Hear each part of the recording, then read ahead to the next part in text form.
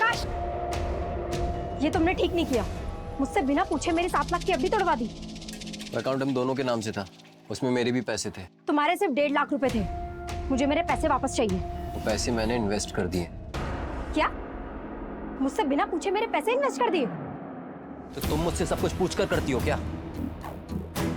मुझे तुमसे बहस करने की जरूरत नहीं है। मुझे मेरे पैसे वापस चाहिए तुरंत। मैंने बोला ना तुमसे, वो पैसे मैंने इन्वेस्ट कर दिए हैं। कहाँ इन्वेस्ट कर दिए पैसे?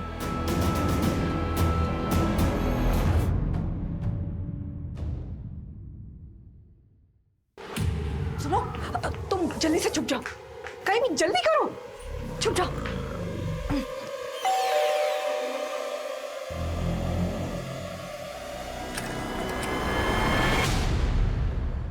ऋतुजा, मुझे दोबारा से जाना है, जल्दी से कुछ खाने को दे दो।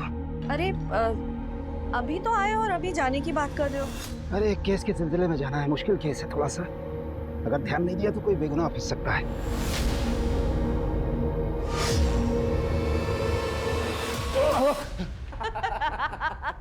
देखा मम्मी, पुलिस वाले भी डरते हैं। आप डर गए ना पापा? लेकिन अचानक हॉस्टल से तू यहाँ पर कैसे आ गया? अरे पूरे 3 महीने बाद आया है और ये मंडे फिर से चला जाएगा।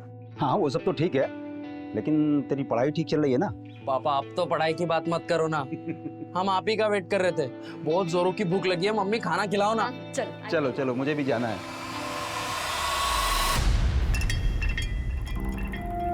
तो तुम मेरा पीछा कर रहे हो? सलोनी, तो मेरी बात सुनो सलोनी। मैंने कुछ ज्यादा ही गुस्से में बात करी। घर चलो आराम से, मैं तुमको एफडी के बारे में सब मुझे बता। तुमसे बात ही नहीं करनी है। अरे मेरी चलो।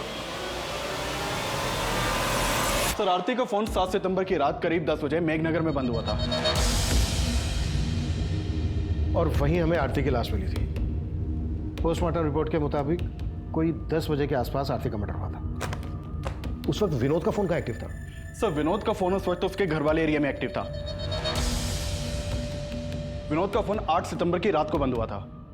8 सितंबर की रात को, यानी आरती के मर्डर के लगभग 24 घंटे बाद तक विनोद का फोन एक्टिव था। हाँ सर, मैंने आरती और विनोद दोनों के कॉल रिकॉर्ड्स चेक किए, उसमें एक कॉमन नंबर मिला है। किसका नंबर है? सर, वो इस सिकंदर नाम के आदमी का नंबर है। आरती और विनोद दोनों की से बातचीत होती थी। सर, सिकंदर ने ही आरती को आखिरी बार कॉल किया था और हत्या वाली रात क्राइम सीन पे इसका नंबर भी एक्टिव था।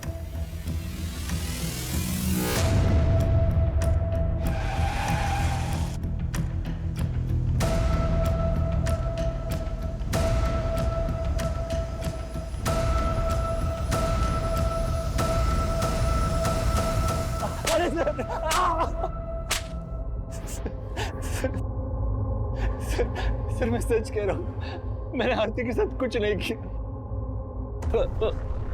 जहाँ आरती का मर्डर हुआ वहाँ तेरा फोन एक्टिव था। अब ये बोल, विनोद भी तेरे साथ मिला हुआ है? क्या तूने विनोद को गायब किया? सर मैं विनोद से मिला हुआ नहीं हूँ और मैं भला विनोद को क्यों गायब करूंगा? लेकिन सर, जब लास्ट टाइम मुझे विनोद मिला था तो वो आरती को लेकर बहुत परेशान था। विनोद, मैंने आरती को कल रात मेघनगर क्रॉसिंग पर ड्रॉप किया था। मैं खुद हैरान हूँ कि वो अब तक घर क्यों नहीं पहुंची। तो आरती है कहाँ? वो विनोद बहुत डरा हुआ था सर, उसके माथे पर चोट भी लगी थी।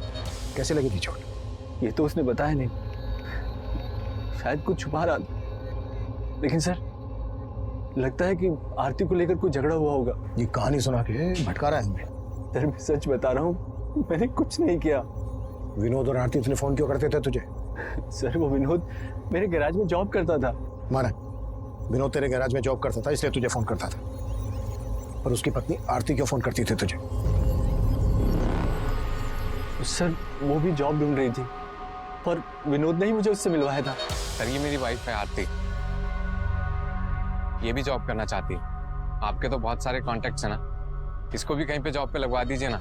वो आरती के लिए जॉब ढूंढ रहा था या फिर तेरी बुरी नजर थी उस पर? क्या किया तूने उसके साथ? सर मेरा विश्वास कीजिए, मैंने आरती के साथ कुछ नहीं किया। उस रात भी वो मुझे रास्ते पर मिल गई थी। वो घर जाने के लिए ऑटो ढूंढ रही थी तो मैंने उसे मेघनगर क्रॉसिंग पर ड्रॉप किया था। आई एम सो सॉरी आरती, मैं थोड़ा जल्दी में हूँ, मुझे सीधे निकलना है वरना तुम्हें घर तक छोड़ दूँ। इट्स ओके सर, कोई बात नहीं। बाय।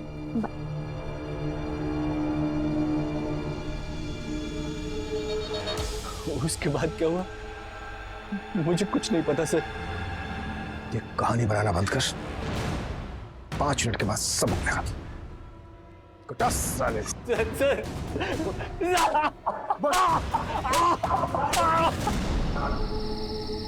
ऑटो ऑटो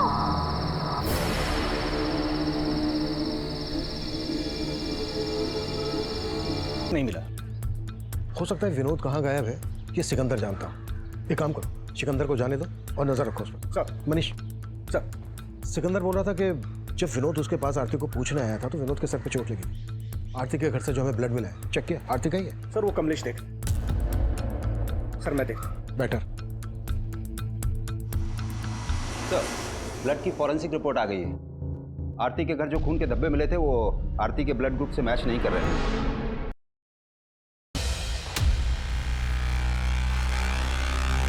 अंदर देखो।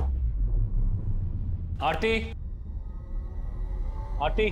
पापा अंदर भी नहीं है आरती। कहाँ है आरती? आरती नहीं है यहाँ पापा। पापा इससे जारी जोड़ेगा। मार के खत्म कर देंगे। मार देंगे। मार। और उसी की एक कुलीग ने कहा कि वो तो अपने पति से डाइवोर्स लेने तक की बातें कर रही थी। सर ये क्या बोल रहे हैं आप? सर झगड़े किन मियां बीवी के बीच में नहीं होते। ड्रामा बंद करिए। सब पता है हमें। सलोनी की हत्या से 3 दिन पहले तूने तेरी और सलोनी की 7 लाख की एफडी तोड़वाई थी। और क्या क्या किया तूने, अब ये तो हमें बता। सर मैं सच कह रहा हूँ, मैंने कुछ नहीं किया। जरूर इस सब में उसके चाचा का हाथ है। वो उससे 12 लाख रुपए मांगकर उसको टॉर्चर कर रहे थे सर। क्या? जी सर, सलोनी के पेरेंट्स की डेथ के बाद सलोनी के चाचा ने उसके घर पर कब्जा कर लिया था और उसे 12 लाख की मांग कर रहे थे कि अगर वो 12 लाख रुपए दे दे तो वो घर छोड़ देंगे। और सलोनी पैसा देने के लिए तैयार भी हो गई थी, इसलिए मैंने वो एफडी तोड़वाई थी सर। मुझे तुमसे बहस करने की जरूरत नहीं है। मुझे मेरे पैसे वापस चाहिए तुरंत। मैंने बोला ना तुमसे, वो पैसे मैंने इन्वेस्ट कर दिए हैं। देखो आकाश, प्लीज मुझे मेरे पैसे वापस कर दो। मुझे चाचा को 12 लाख रुपए का इंतजाम करके देना है।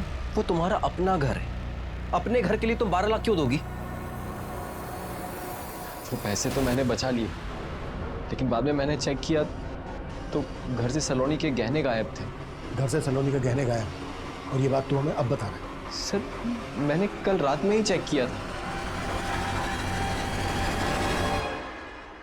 अरे रितुजा जी, आइए आइए। दरअसल हम आप ही के बारे में इनसे बात कर रहे थे। अच्छा, हाय विष्णु। नमस्ते, बैठिए।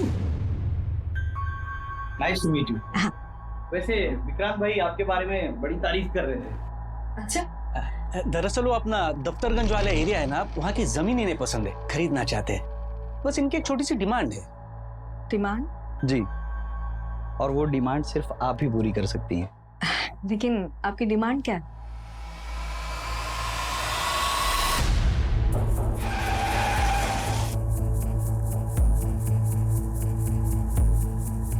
सर ये सलोनी का पति ना बकवास बातें कर रहा है। लेकिन ये घर तो सलोनी के पिता के नाम पे था ना, तो उनके मरने के बाद लीगली ये घर सलोनी का होगा। आप यहाँ क्या कर रहे हैं? मैं यहाँ क्या कर रहा हूँ? अरे हम यहाँ पे रह रहे हैं, इसका मतलब ये नहीं है कि हमने कब्जा कर लिया है। लेकिन सलोनी के ना रहने से कब्जा तो आप ही का होगा ना। सर आपके कहने का मतलब क्या है कि हमने सलोनी का हत्या करवा दिया? ऐसा हो भी सकता है।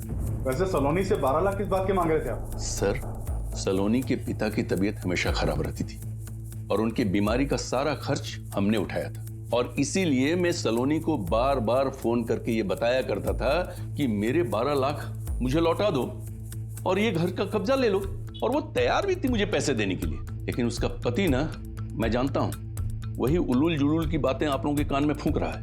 उसका हिसाब हम कर लेंगे। आपको हमारे साथ चलना होगा, आपका भी डीएनए होना है। मेरा? सर सलोनी का पोस्टमार्टम रिपोर्ट मैंने बहुत ही क्लोजली एग्जामिन किया है, और आरती और सलोनी के दोनों की हत्या में एक ही जैसी सिमिलैरिटीज हैं। जैसे सर पे पत्थर मार करके इनकी हत्या की गई, उसके अलावा लेफ्ट हैंड की चारों उंगलियां फ्रैक्चर्ड हैं और एक ही तरह से इनके जिस्म को नोचा गया है। और फिर ये गर्दन पर बाइट मार्क्स। डॉक्टर, सलोनी की बॉडी पे जो रेपिस्ट का डीएनए मिला है, वो डीएनए आरती की बॉडी पे मिले डीएनए से मैच करता है क्या? सर वो तो डीएनए रिपोर्ट आने के बाद ही क्लियर हो पाएगी। और मेरा मानना है सर कि दोनों का रेपिस्ट और कातिल एक ही आदमी है। वो इसलिए क्योंकि अगर आप गौर से देखें तो इन दोनों के गर्दन पे जो ये बाइट मार्क्स हैं बिल्कुल एक जैसे हैं। इसका मतलब आरती के रेप और मर्डर के लिए हम जिन लोगों पर शक कर रहे हैं वही सलोनी के रेप और मर्डर के सस्पेक्ट है। कमलेश सर चेक करो, ये आरती और सलोनी एक दूसरे को जानती थी क्या? इन दोनों में कुछ कॉमन कनेक्शन है क्या? काफी कोशिशों के बावजूद पुलिस को सलोनी और आरती के बीच में कोई कॉमन कनेक्शन नहीं मिल रहा था, लेकिन यह साफ लग रहा था कि इन दोनों लड़कियों के साथ दुष्कर्म करने वाला और उनकी हत्या करने वाला आदमी एक ही था। देखते ही देखते इन दोनों केसेस ने पूरे क्षेत्र में हड़कंप मचा दिया। विमेन सेफ्टी को लेकर पुलिस पर सवाल उठने लगे और इसी दौरान कुछ ऐसा हुआ जिसने पुलिस को फिर से हैरान कर दिया। कमलेश कहां था तू? ये टाइम है आने का।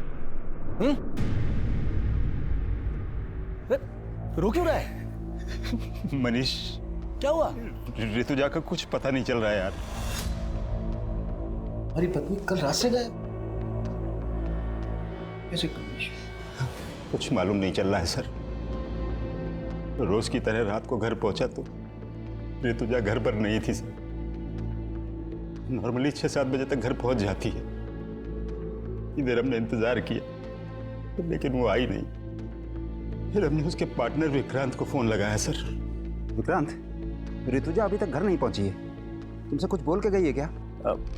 वो तो शाम को 5:30-6 बजे के आसपास ही दुकान से निकल गई है। सर रात भर ढूंढते रहे लेकिन कुछ। कमलेश ये बात तुमने हमें रात ही क्यों नहीं बताई? सर हमें लग रहा था कि मिल जाएगी लेकिन अब कुछ समझ में नहीं आ रहा है सर। कमलेश हिम्मत रखो, हम ढूंढेंगे तुम्हारी पत्नी ऋतुजा को। सर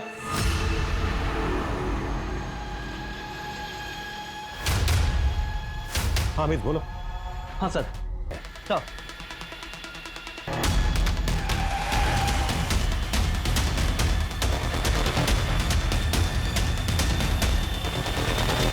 ऋतुजा जी को लेकर मैं खुद परेशान हूं सर।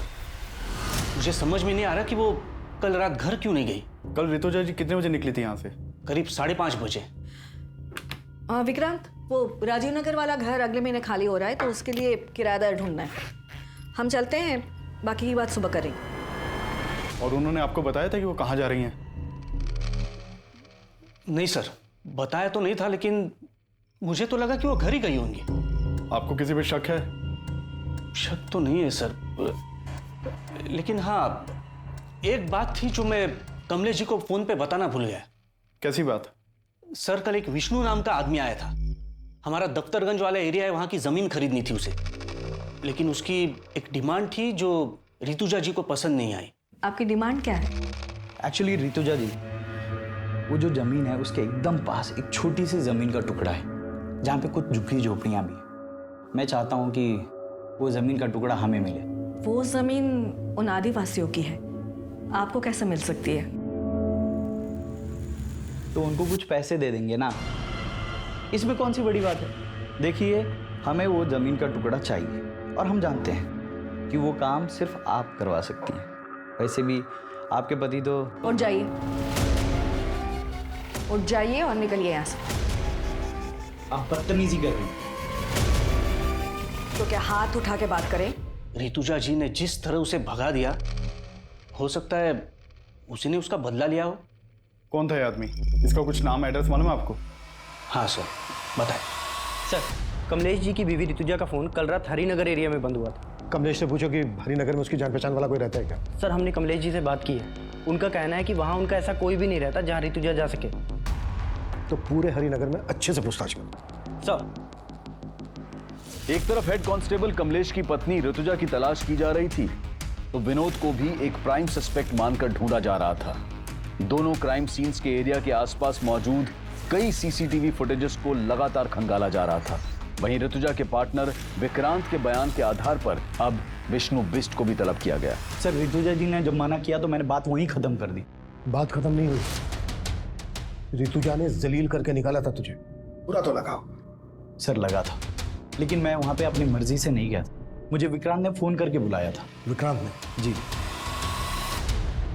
उन्होंने कहा था कि ऋतुजा मेरा काम करवा देगी, लेकिन उसने तो उसके मुंह के सामने ही मना कर दिया। मुझे बहुत मार। तब तो वहां से चले गए थे, लेकिन उस रात आरती घर पर नहीं आई और फिर आरती की हत्या की खबर पढ़ के मैं बहुत डर गया था सर। डर गया था? अगर डर गया था तूने कुछ नहीं किया तो डरने की क्या जरूरत है? सर मुझसे गलती हो, पैसों की तंगी में मैंने आरती की लाइफ बर्बाद कर दी। पैसे की तंगी? तो कहना क्या चाहता है?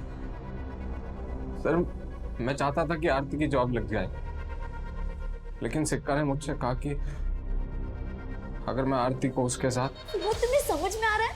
तुम क्या बोल रहे हो? आरती समझने की कोशिश करो, 3 महीने से किराया नहीं दिया है, कुछ नहीं बचा है हमारे पास। और आरती अगर तुम नहीं मानी ना तो मकान मालिक हमें घर से बाहर निकाल देगा। तुम ये कहना चाहते हो कि मैं चंद पैसों? आरती चंद पैसे नहीं है, जरूरत है हमारी अभी। तो क्या करें, घर चले जाएं? एक्सेप्ट करेंगे वो? मार डालेंगे आरती हमें। आरती जब तक मुझे कुछ अच्छा काम नहीं मिलता तब तक कर लेते हैं ना।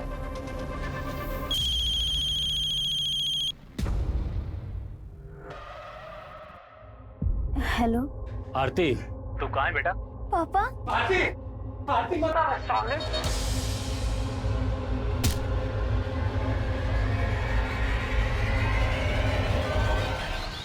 तो जब मुझे पता चला कि आरती के साथ इतना सब कुछ हुआ है तो मेरा शक सीधा सिकंदर पर ही गया। लेकिन अगर मैं आपको उसके बारे में बताता, मुझे ये भी बताना पड़ता कि आरती को वहां पर क्यों भेजता था। अपनी बीवी से धंधा करवाता है और बोलता है भरोसा करो। तोड़ साले को। सर सर सर सर मैं मानता हूँ कि मैं आरती के साथ रिश्ता रख के विनोद को पैसे देता था, लेकिन सर उस रात मैंने आरती को मेघनगर क्रॉसिंग पे ड्रॉप कर दिया था।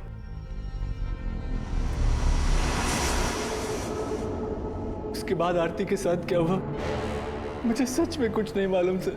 आरती के अलावा और किन किन लड़कियों के साथ रिश्ता है तुम्हारा? बहुत सी लड़कियों के साथ, लेकिन सर मैंने किसी को मारा नहीं सच।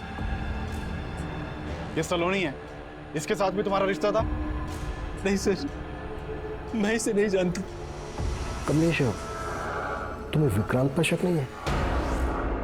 नहीं सर, ऋतुजा ने कभी विक्रांत के बारे में ऐसा कुछ बताया नहीं।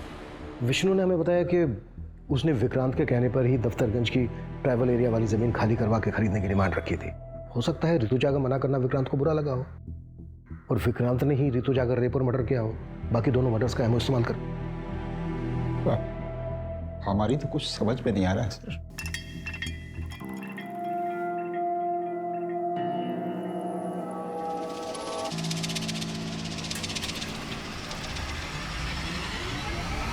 सर मैंने दोनों क्राइम सीन के आसपास की सीसीटीवी फुटेज चेक की, उसमें एक कॉमन आदमी नजर आया है।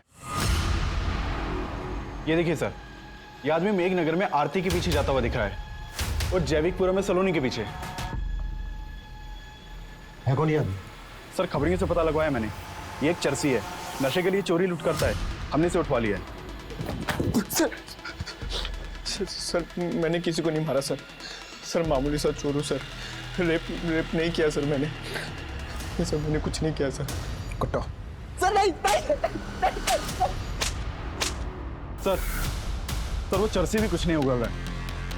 उसका वीडियो ले लो और ऋतुजा के मर्डर के दौरान कमलेश की एक एक एक्टिविटीज चेक करो। सर किशोर, तीनों विक्टिम्स का कातिल अभी तक पकड़ा नहीं गया है। वो जल्द से जल्द हमारी गिरफ्त में होना चाहिए, इससे पहले कि वो किसी और को अपना शिकार बनाए।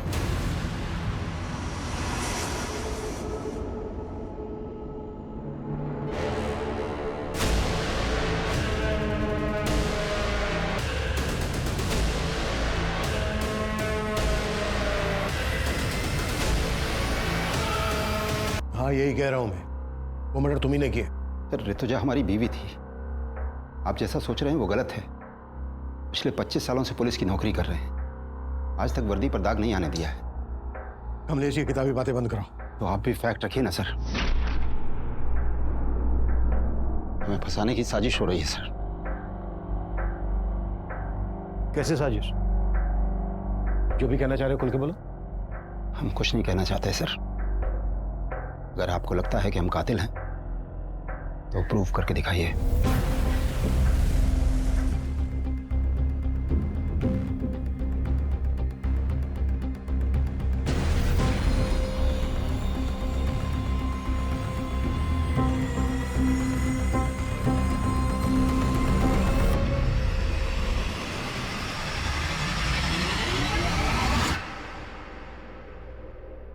हेलो डॉक्टर, ऋतुजा की पोस्टमार्टम रिपोर्ट का क्या स्टेटस है? Are you sure doctor?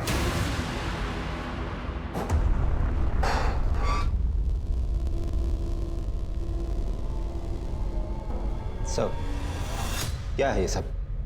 इतने क्या रेप नहीं हुआ था, जबकि आरती और सलोनी का रेप हुआ था।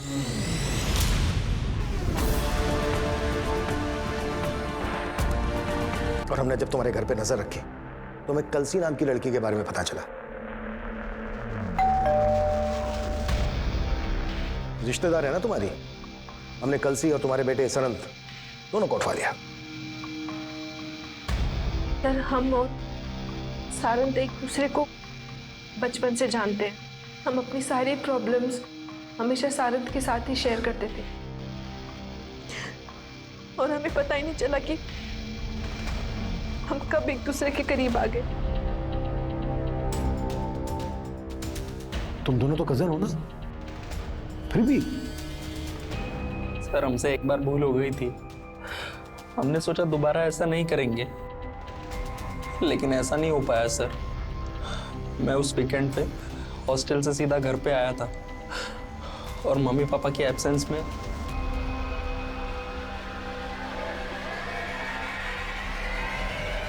सारंत, बेशरम, ये क्या कर रहा है तू? और तू शर्म नहीं आई तुझे? हाँ, कजिन हो तुम उसकी, बड़ी बहन हो, शर्म नहीं आई? चाची माफ कर दो गलती। अरे क्या माफ कर दो, क्या माफ कर दो तुझे? था लेकिन ऐसी स्थिति में जब सही और गलत का तराजू हमें ऐसे असमंजस में डाल रहा हो तो हमारे फैसले का पलड़ा सच और सही की तरफ झुकना चाहिए, क्योंकि झूठ और गलत को जितना भी छिपाने की कोशिश की जाए वो एक ना एक दिन सामने आ ही जाएगा। अब मैं अनूप सोनी आपसे विदा लेता हूं, फिर मुलाकात होगी क्राइम पेट्रोल सतर्क के ब्लैक हेडलाइंस अध्याय में एक और नए केस के साथ। और याद रखें, क्राइम और आपके बीच में सिर्फ इतना फर्क है कि आप कितने सतर्क हैं। सतर्क रहें, सुरक्षित रहें।